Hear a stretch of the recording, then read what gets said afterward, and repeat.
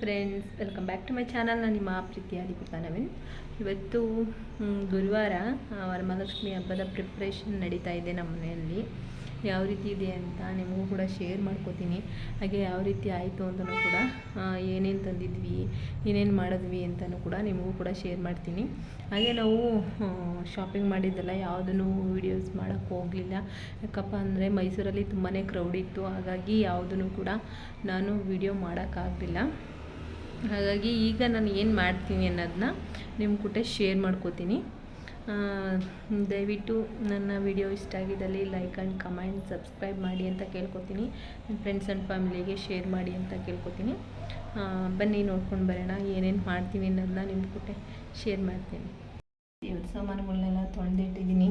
ಬೇಕಾಗಿರುವಂಥ ಮಣೆ ಹಾಗೆ ದೇವ್ರ ಮನೆಯೆಲ್ಲ ಕ್ಲೀನ್ ಮಾಡಿಟ್ಟಿದ್ದೀನಿ. ಇವತ್ತು ಗುರುವಾರ ಆಗಿದ್ದರಿಂದ ರಾಯರನ್ನು ಪೂಜೆ ಮಾಡಬೇಕು. ಹಾಗಾಗಿ ಅದನ್ನು ಫೋಟೋ ಒಂದಲ್ಲಿ ಬಿಟ್ಟಿದ್ದೀನಿ. ಇನ್ನು ಮಿಕ್ಕಿದ್ದೆಲ್ಲ ಫೋಟೋಸ್ಗಳನ್ನ ಇಲ್ಲಿ ಕಿಚನಲ್ಲಿ ಇಟ್ಕೊಂಡಿದ್ದೀನಿ. ಸ್ವಲ್ಪ ಕಿಚನೆಲ್ಲ ಇಟ್ಕೊಂಡು ಇಲ್ಲಿ ಬಿಂದಿಗೆಗಳನ್ನ ವಾಶ್ ಮಾಡಿ ಇಟ್ಕೊಂಡಿದ್ದೀನಿ. ನೈಟಿಗೆ ಹೂರಣನ ರೆಡಿ ಮಾಡ್ಕೊಳ್ಳೋಣ.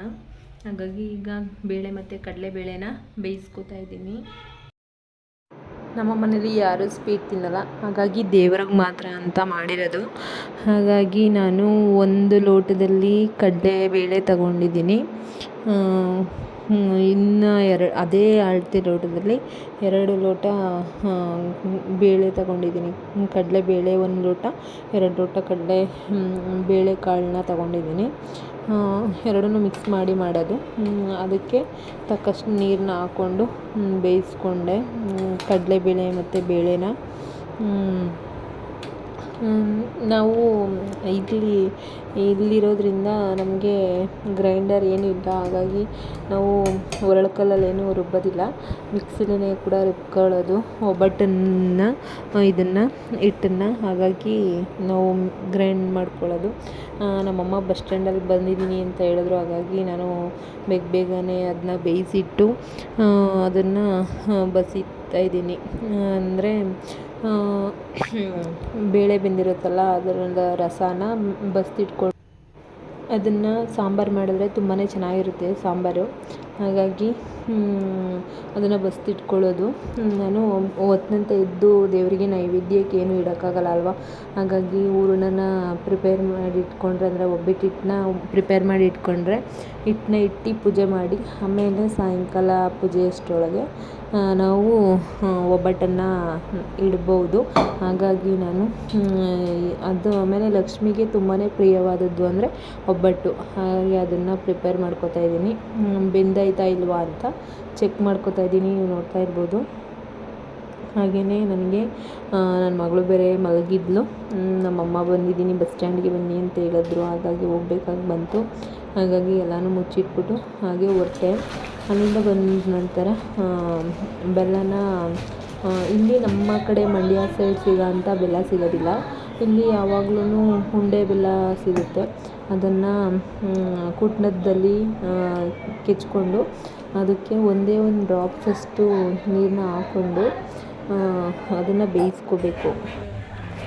ಇಲ್ಲಿ ನಾನು ನಮ್ಮಮ್ಮ ಮತ್ತು ನಮ್ಮ ಹಸ್ಬೆಂಡ್ ಜೊತೆ ಮಾತಾಡಿಕೊಂಡು ಕಾಯಿನ ತುರ್ಕೋತಾ ಇದ್ದೆ ಒಬ್ಬಟ್ಟಿಗೆ. ಹಾಗೆಯೇ ಏನೋ ಮಾತಾಡ್ತಾಯಿದ್ರು ಅಮ್ಮ ಮತ್ತು ನಮ್ಮ ಮಾವರು. ಅದ್ರ ಬಗ್ಗೆ, ಹಬ್ಬದ ಬಗ್ಗೆ ಮಾತಾಡ್ತಾ ಕಾಯಿನ ತುರಿತಾ ಇದೆ. ಟೈಮ್ ಹೋಗೋದೇ ಗೊತ್ತಾಗಲ್ಲ ಯಾರು ಮನೇಲಿದ್ದರೆ. ಹಾಗೆ ಈಗ ಬೆಲ್ಲ ಕುದ್ದಿದೆ, ಅದಕ್ಕೆ ತುರಿದಿಟ್ಕೊಂಡಿರೋ ಅಂಥ ಕಾಯಿನ ಆ್ಯಡ್ ಮಾಡ್ಕೋಬೇಕು. ಆ್ಯಡ್ ಮಾಡಿಕೊಂಡು ಮತ್ತು ಬೇಳೆನ ಬೇಯಿಸ್ಕೊಂಡಿದ್ವಲ್ಲ ಅದನ್ನು ಕೂಡ ಆ್ಯಡ್ ಮಾಡಿಕೊಂಡು ಸ್ವಲ್ಪ ಮಿಕ್ಸ್ ಆಗೋ ತನಕ ಇದ್ಬಿಟ್ಟು ಅದು ಆರಿದ್ಮೇಲೆ ಮಿಕ್ಸಿಲಿ ಗ್ರೈಂಡ್ ಮಾಡ್ಕೊಂಡ್ರೆ ಆಯಿತು. ಒಬ್ಬಟ್ಟು ಒಂದು ಹಿಟ್ಟು ರೆಡಿಯಾಗುತ್ತೆ. ಹಾಗಾಗಿ ಹಿಟ್ಟು ಪ್ರಿಪೇರ್ ಆಗೋದು ಇನ್ನೊಂದು 1 ಅವರ್ ಬಿಟ್ಟಿದ್ದೆ ಆರೋದಕ್ಕೆ ಅಂತೇಳಿ. ಹಾಗಾಗಿ ಅದನ್ನು ನೋಡ್ತಾ ಇರ್ಬೋದು. ಈಗ ಪಾಕ ಚೆನ್ನಾಗಿ ಬಂದಿದೆ, ಅದಕ್ಕೆ ಕಾಯಾಗಿ ಮಿಕ್ಸ್ ಮಾಡ್ಕೊಂಡಿದ್ದೀನಿ. ಈಗ ಅದಕ್ಕೆ ನಾವು ಬೇಯಿಸಿಟ್ಕೊಂಡಿದ್ನಲ್ಲ ಅದು ಬೇಳೆನ ಹಾಕ್ಕೋತಾ ಇದ್ದೀನಿ.